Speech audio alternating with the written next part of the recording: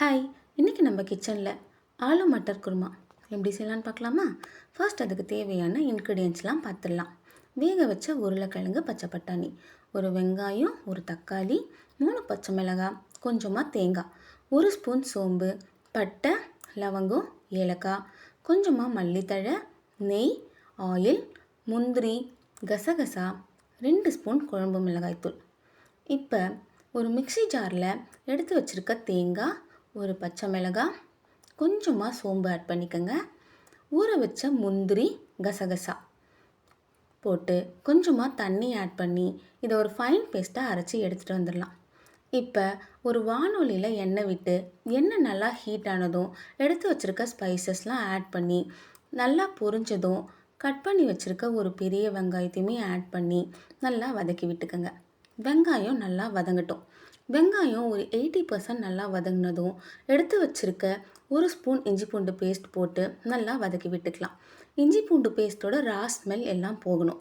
இப்போ கீறி வச்சுருக்க 2 பச்சை மிளகாய், ஒரு பெரிய சைஸ் தக்காளி ஆட் பண்ணி நல்லா வதக்கி விட்டுக்கலாம். தக்காளி நல்லா சாஃப்ட் ஆகிற வரைக்கும் நல்லா வதக்கி விட்டுக்கோங்க. இப்போ எடுத்து வச்சுருக்க 2 ஸ்பூன் குழம்பு மிளகாய் தூள் ஆட் பண்ணி அதையும் நல்லா மிக்ஸ் பண்ணி விட்டுக்கலாம்.